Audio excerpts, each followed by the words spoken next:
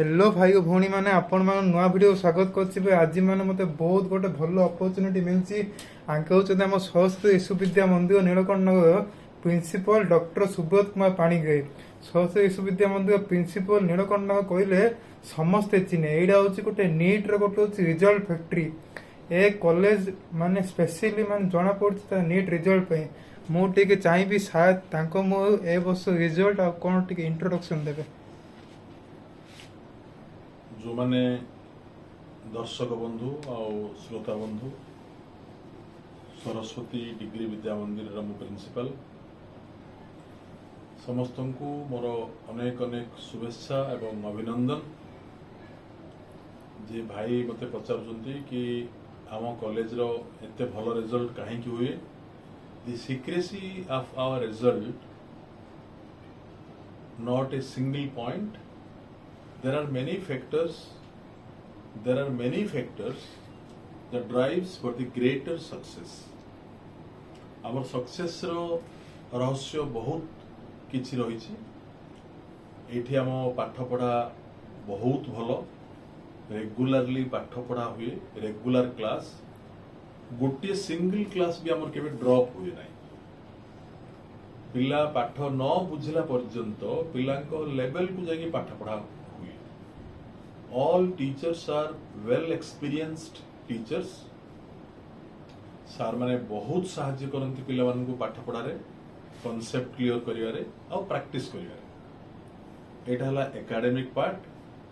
Second हला हमर एठी रेगुलरली परीक्षा हुए exactly as per the NTA NEET UG pattern रे परीक्षा हुए। प्रति रविवार दिन परीक्षा हुए एवं कोर्स सरला परे बहुत गुड़ाए टेस्ट सीरीज हम कंडक्ट करू। ए सबुरी पाई हमर एटी भलो रिजल्ट हुए। हमर pattern of examination the best in India. ता सहित हमर एटी डिसिप्लिन बहुत भलो। एठी हम पिला माने होंतु कि फैकल्टीज होंतु कि नॉन टीचिंग मेंबर्स माने होंतु समस्त बहुत भलो डिसिप्लिन। समस्तंकर एटीट्यूड एटी भलो। सबु आम स्टाफ मेंबर मानकर काम करिया प्रति गोटे आग्रह थाए भलो रिजल्ट करिवु आ पिला माने भलो करंतु ए मनोवृत्ति नहीं समस्त एठी गोटिए टीम आकार रे समस्त एठी हमें काम करू। हमर टीम एफर्ट पिला मानकर डिसिप्लिन आ पिला मानकु मोटिवेशन और इंस्पिरेशन पाई टाइम टू टाइम पिला को टिप्स दिया जाए गाइडेंस दिया जाए काउंसलिंग करा जाए। ता सहित पिला को भलो स्टडी मटेरियल दिया जाए। ता सहित एटा पार्ट एकेडमिक केमती पिला माने एटी श्रृंखलार सहित रही पारिबे। प्रति क्लासरूम वेल ऑर्गेनाइज्ड क्लासरूम सब रही। ए सबुथि पाई हम एटी भलो रिजल्ट हुए एंड रेशियो ऑफ सक्सेस देखिले आमे ओडिशा रे एक नंबर रे आसीबो। गत वर्ष हमरो 140 जन पिला नीट क्वालिफाई कला परे मेडिकल जॉइन करचंदी डिफरेंट गवर्नमेंट मेडिकल रे। 2024 रे आमे आशा करछु 200 पिला हमरो मेडिकल जॉइन करिवे। हाईएस्ट स्कोर हला हमरो 710। 600 मार्क ऊपर 181 जन हमरो पिला अछि। ए सबुर श्रेय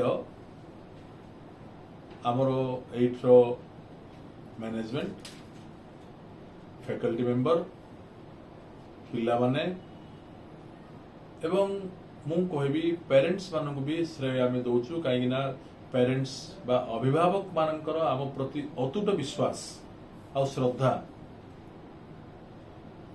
पिला मानक श्रृंखला एवं शिक्षक मानकर उत्सर्गीकृत पाठ पढ़ा और से भावना ए सबुर समिष्टि और सम्मिश्रण रे आम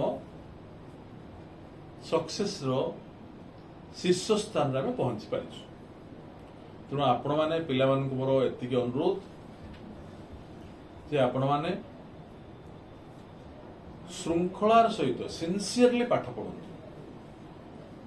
कर्मण्ये व्याधिकारस्तु मा फलेषु कदाचन। कर्म करिवा पाठ पढ़िवा फल भगवान का हाथ रे। आमर जदि उच्च कोटिर मनोभावना थिबो पाठ प्रति आमर इंटेग्रिटी आ सिंसियरिटी रही आमे आम कर्म करिया पाठ पढ़ी चलिबा रेगुलर प्रैक्टिस करिबा स्वच्छ मन रे पाठ पढ़िबा निर्विकार भावे निश्चिंत होई पाठ पढ़िबा ए सब जदि आमे अनुसरण करिबा आमे निहाती आमे आमर रिजल्ट भी भलो करि परिबा।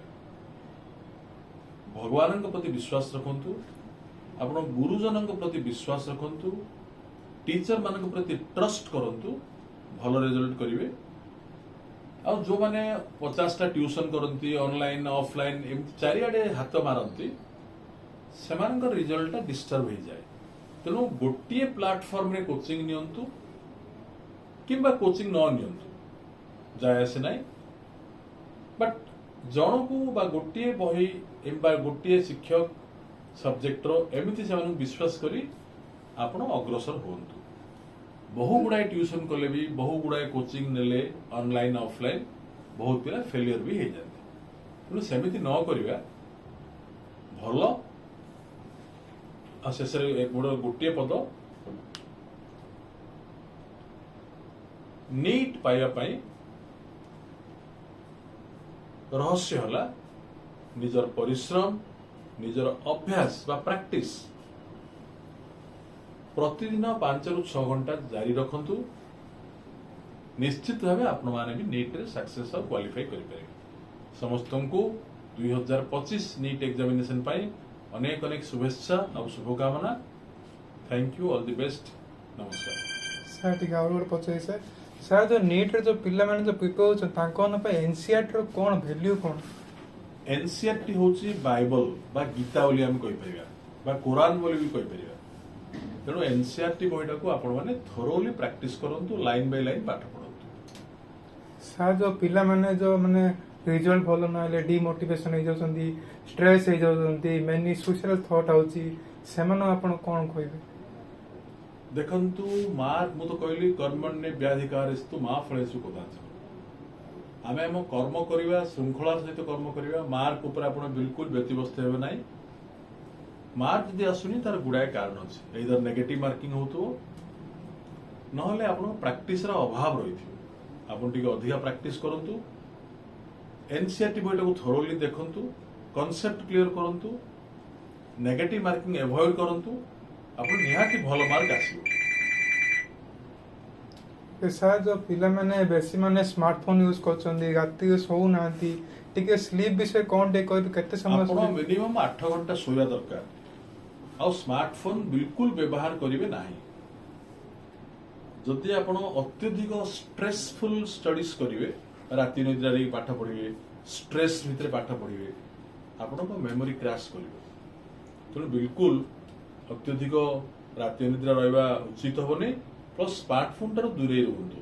स्मार्टफोन होची टाइम किलिंग डिवाइस ये आपण टाइम टाको खाई दबो कंज्यूम कर दबो। Avoid smartphone use. सर आड़ पचा दिला पिला माने को एमसीक्यू माने स्पीड हुएनी एग्जाम में समय हुएनी ता पय कोन टिके एडवाइस देबी? माने टाइम मैनेजमेंट शिखिवा निहाती दरकार। प्रथम रे परीक्षा रे अप्रोच कला बेले फास्ट रे बायोलॉजी केमिस्ट्री फिजिक्स करंतु गोटे घंटा रखी निजको प्रैक्टिस करंतु टाइम मैनेजमेंट जदि भलो करिवे देन आपण सक्सेस पाइबे।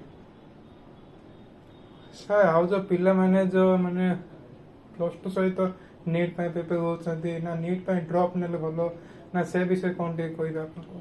प्लस 2 सहित नीट प्रिपेयर हो भलो ड्रॉप जदि सक्सेस न होला देन आपण ड्रॉप नियंतु नचेत प्लस 2 सहित ही इंटीग्रेटेड कोचिंग नेले आपणकर निश्चित भावे फल प्राप्ति हो।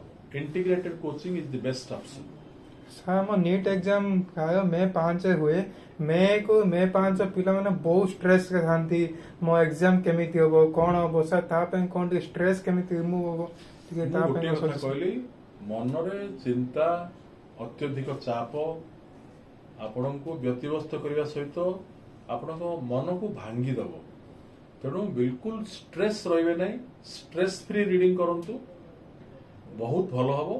बट चिंता है कि जदि पाठ पढ़िबे प्रेशर भितरे पाठ पढ़िबे थिबा मेमोरीटी क्रैश हो जिवो। ତେଣୁ ବିଲକୁଲ ମେମୋରି ଲସ୍ ହେଇଯିବ, ତେଣୁ ଷ୍ଟ୍ରେସ୍ ଫ୍ରି ରିଡିଂ କରନ୍ତୁ। ହଉ ସାର୍, ଭିଡ଼ିଓ ଏତିକି ଥିଲା। ସାର୍ ଆପଣଙ୍କ ମୂଲ୍ୟବାନ ସମୟ ଦେଇଥିବାରୁ ମୁଁ ଆପଣଙ୍କୁ ବହୁତ ଧନ୍ୟବାଦ ଜଣାଉଛି। ସାର୍ ଜଣେ ଇନ୍ସପିରେସନ ଷ୍ଟୋରି, ସାର୍ ଯୋଉ ବ୍ୟାକଗ୍ରାଉଣ୍ଡ ଉପରୁ ଉଠିଛନ୍ତି ତାଙ୍କ ଷ୍ଟୋରି ବି ଥରେ ଆଣିବା ବ୍ଲଗରେ। ହଉ ସାର୍, ଆପଣଙ୍କ ସମୟ ଦେଇଥିବା ବହୁତ ବହୁତ ଧନ୍ୟବାଦ। ଧନ୍ୟବାଦ। ହଉ sir, thank you so much. ଧନ୍ୟବାଦ।